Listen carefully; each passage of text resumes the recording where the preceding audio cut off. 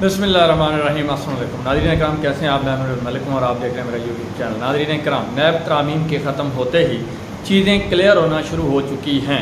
एक जानिब तो फ़ौजी जर्नैल को फ्री हैंड दे दिया गया है। नैब तरामीम के ख़त्म होते ही बाजी जो है वो इस वक्त ताकतवरों के हाथ में जा चुकी है।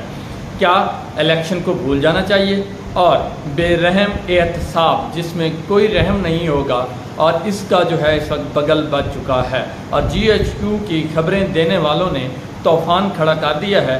क्या जस्टिस उमर अता बंदियाल का जाते जाते आखिरी टाइम पर नैब तरामीम को कालअदम करार देना, सिस्टम के अंदर ताकतवर हल्के इस फैसले पर ऑन बोर्ड थे? मतलब बंदियाल साहब ने ये अपनी तरफ से फैसला दिया है या ताकतवर हल्कों की शय उनको हासिल थी, या मतलब उनका हाथ उनके पीछे था कि आप ये फैसला दे दें? क्योंकि ये उमर अता बंदियाल का फैसला नहीं है, इसको रियासत का फैसला कहा जा रहा है। इस पर भी एक सवालिया निशान लग चुका है। जस्टिस उमर अता बंदियाल चले गए हैं, लेकिन जस्टिस काजी फैज़ ईसा साहब के जहन में क्या चल रहा है?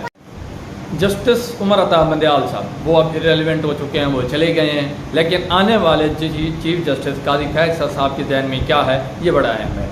अब जो झाड़ू फिरना है वो बड़ा अहम है और गेम जो है वो इस वक्त कम्प्लेक्स हो चुकी है, लेकिन एक साइड खुलकर खेलेगी और वो साइड कौन सी है ये आप अच्छी तरह जानते हैं कि वो कौन सी साइड हो सकती है। एक सीनियर सहाफ़ी का दावा भी सामने आया है जो कि बड़ा इंटरेस्टिंग है, और ये दावा GHQ में खलबली के हवाले से है। अगर इमरान खान, ये जो दावा है वो ये है कि अगर इमरान खान पाबंद सलासल है तो क्या बाकी दूध के धुले हैं उनके केसेस भी खुलने चाहिए? तो इस वक्त जो सबकी नज़रें हैं वो काजी साहब पर हैं। तो अब आपको पूरा एक सिनेरियो जो है वो मैं आपको समझा देता हूँ। दो तीन चीज़ें इस वक्त जो हैं वो बड़ी इंटरेस्टिंग हैं। एक तरफ तो जस्टिस बंदियाल साहब के फैसले ने PDM को उड़ा कर रख दिया है, और इस फैसले से कौन कौन इफेक्ट होगा या कौन कौन इफेक्ट हो रहा है वो मैं पिछले व्लॉग में बता चुका हूँ। उनके नाम मैंने बताया कि किन किन के केसेस जो है वो खुलने वाले हैं। तो अब इस सब के अंदर यह है कि NRO2 जो कि जनरल बाजवा की तरफ से जो है PDM को दिया गया था वो ज़बरदस्त हो चुका है। पिछले 1.5 साल में जो कुछ हुआ, PDM ने जो कुछ किया वो अब रिवर्स होगा, और आवाम के साथ ज़्यादती जो कुछ भी इन्होंने किया, और इमरान खान के साथ मामलात हो गए। इसके अलावा साबका हुक्मरान टोले ने जो ज़ाती मफादात लिए, ये ज़ाती मफाद जो हैं ये रिवर्स होने जा रहे हैं। अवाम के साथ जो कुछ हुआ वो अभी भी हो रहा है। इमरान खान अभी तक पाबंद सलासल है, लेकिन जो साबका हुक्मरान टोले ने ज़ाती मफाद लिए थे, ये ज़ाती मफाद जो हैं वो अब रिवर्स होने वाले हैं। कामरान खान जो कि ताकतवर हल्कों के बड़े करीबी समझे जाते हैं, अंदर की खबरें देते हैं, अब वो क्या लिख रहे हैं वो मैं आपको बता देता हूँ। उन्होंने लिखा है कि there was a general Bajwa and PDM deal, it got shattered today. वो कह रहे हैं कि जी ये जनरल बाजवा और PDM के दरमियान जो डील थी वो आज ख़त्म हो चुकी है। अगर कोई बाजवा और PDM की डील थी तो वो आज ख़त्म हो चुकी है और इसको ब्रेक लग चुकी है। सुप्रीम कोर्ट ने इस डील को पंक्चर कर दिया है। PDM को फ्री हैंड दिया गया था कि आपके ऊपर जितने भी केसेस हैं आप ख़त्म करवा लें, मतलब जब वो हुकूमत में आए थे तब की बात कर रहे हैं।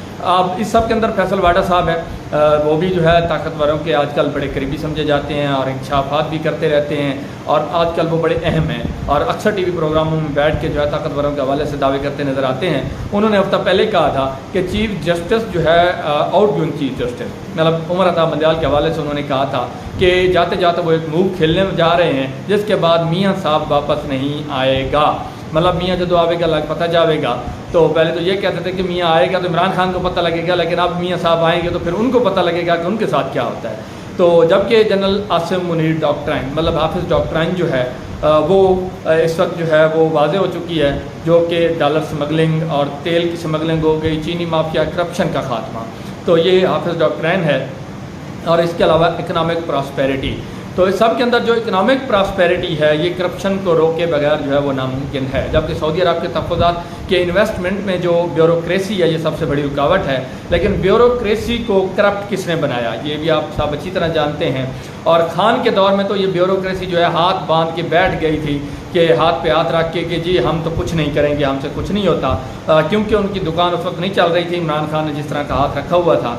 अब यह है कि फैसल वाडा के मुताबिक कि आने वाले चीफ जस्टिस जो हैं वो अहम होंगे, और कामरान खान साहब क्या लिख रहे हैं वो लिखते हैं कि स्टेट पूरी ताकत के साथ हरकत में आएगी और इनमें से कोई भी इलेक्शन नहीं लड़ सकेगा।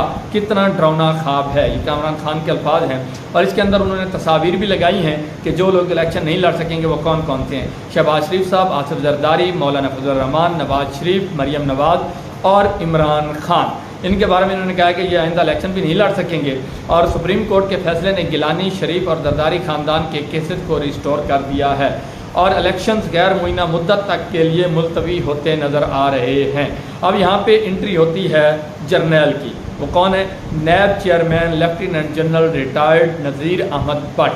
तो ये पीडीएम ने इनको जो है नैब का चेयरमैन लगाया था, लेकिन पीडीएम ने नैब के हाथ पांव भी तरामीम करके बांध दिए थे, जो कि अब खोल दिए गए हैं। और कौम की जो नई कैंपेन है, ये अब कामरान खान के फिर अल्फाज सुना रहा हूँ, वो कह रहे हैं कि कौम की नई कैंपेन, कौम, इसमें कौम, आप कौम की जगह आप रियासत लिख रहे हैं, मतलब रियासत की जो नई कैंपेन है जो कि मेगा करप्शन के खिलाफ है, इसका महवर अब नज़ीर अहमद भट्ट होगा, मतलब चेयरमैन नैब, जो कि कोर कमांडर पिशावर, मतलब उनकी साबिक जो की पोजीशंस पे वो रहे हैं, वो बता रहे हैं कि वो कोर कमांडर पिशावर भी रहे हैं और सदर NDU, president NDU, national defence university, और इसके अलावा मिलिट्री अताशी यूएसए, तो ये वहाँ पे रह चुके हैं और इनको पीडीएम ने खुद अपॉइंट किया था। अब जो ताकतवर हैं ये अपने इमेज को रिस्टोर करने के लिए ये करप्शन के ख़िलाफ़ जो ये केसेस खोलेंगे, तो ये अपनी इमेज को रिस्टोर करने के लिए सब कुछ करेंगे। लेकिन अभी तक ये नहीं कहा जा सकता कि इमरान खान बाहर आएगा या नहीं, वो उन पर सवालिया निशान ही रहेगा। और इस वक्त जो है सियासतदानों को फ़िल्टर लगा के माइनस किया जाएगा। अब यहाँ पे काजी साहब की एंट्री होती है और वो क्या करते हैं ये वक्त बताएगा। रात का एक और जो है अवाम पे तो जो कुछ हो रहा है, लेकिन अवाम पे एक और पेट्रोल बम गिराया गया है। 26 रुपये 2 पैसे जो है रात के पेट्रोल बढ़ाया गया है। अब पेट्रोल की नई कीमत 332 रुपये समथिंग पैसे हो चुकी है। और पुराना पाकिस्तान जो है वो आप इंजॉय करें। और जैसा कि बिलावल भुट्टो साहब ने रजीम चेंज वाली रात, मतलब 10 अप्रैल वाली रात को कहा था वेलकम बैक टू पुराना पाकिस्तान, तो अब आप पुराने पाकिस्तान के मज़े लें। क्योंकि इमरान खान नए पाकिस्तान के अंदर जब कोई रिलीफ देते थे तो लिफाफा साफ़ी रिलीफ देने पर भी चीखें मारते थे कि रिलीफ क्यों दे रहे हैं। अगर वो 5 रुपये बढ़ाते थे तो फिर भी चीखें होती थी, आपको 20 रुपये और 30 रुपये पेट्रोल चढ़ता है और वो लिफाफा साफ़ी जो है वो नेपाल चले गए हैं। जबकि मुल्की मईशत के हवाले से जो मामलात हैं वो बड़े गंभीर हैं। मुल्की मईशत की गिरती हुई सूरत हाल के पेश नज़र सार्फिन का एतमाद भी कम होता जा रहा है। एक सर्वे के मुताबिक जो 98% पाकिस्तानी हैं वो मुल्क की सिमत से मुतमईन नहीं हैं। 98% पाकिस्तानी मुल्क की जो सिमत है कि किस सिमत को जा रहा है वो इससे मुतमईन नहीं है। और अब आप मायूसी का अंदाज़ा लगा लें। और 2% लोग ऐसे हैं जो ये कहते हैं कि मुल्क दुरुस्त सिमत में जा रहा है, आप इनको पटवारी भी कह सकते हैं।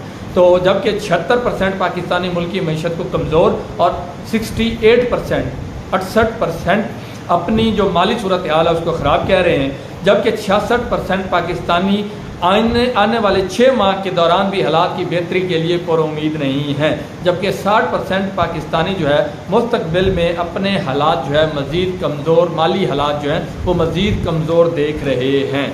ये इस वक्त हालात हैं पाकिस्तान के आवाम के जो खदशात हैं वो आप देख लें। अब इस सब के अंदर जो है अनवारुल हक काकड़ साहब का जो नैब तरामीम रिवर्स हुई हैं, उसके बाद जो है अनवारुल हक काकड़ साहब का एक केस भी ज़ेर बहस आ रहा है, नैब का केस। उस पर नैब ने बयान दिया है कि इनकी तहकीकात मेरिट पर ख़त्म की गई थी और क्वेटा में असासाजात का इनका केस था जो कि इनके असासाजात नहीं मिले और इक़्तिदार संभालने से पहले ही इनका मामला जो है वो क्लियर हो चुका था। तो अनवारुल हक काकड़ साहब जो है इसमें मुतासर नहीं होंगे नैब तरामीम के बाद। अब यहाँ पे जो है नून लीग जो है वो बाज़ार खुशियाँ मना रही है, लेकिन उनके चेहरे जो हैं वो उनकी खुशी का साथ नहीं दे रहे। वो कहते हैं ना कि तू शाकिर आप सियाना है, सारे चेहरे पर हालात ना पहुँच। नवाज शरीफ साहब की एक वीडियो भी आई है कल, जिसमें वो बड़े जो है इस वक्त नाजुक सूरत हाल में और उनकी तबीयत जो है वो बड़ी ख़राब लग रही है। तो साफ ज़ाहिर है जब नैब तरामीम का केस फैसला आया है तो उन्होंने अब वापस आना था अक्टूबर को, तो उनका इलाज फिर से शुरू हो जाएगा। अब ये कह रहे हैं कि नैब के पुराने कानून के मुताबिक इमरान खान को ज़मानत नहीं मिलेगी वगैरह वगैरह। लेकिन इस नैब की जो ज़मानत का या रिमांड का जो एक तरमीम थी उसको चैलेंज ही नहीं किया गया था।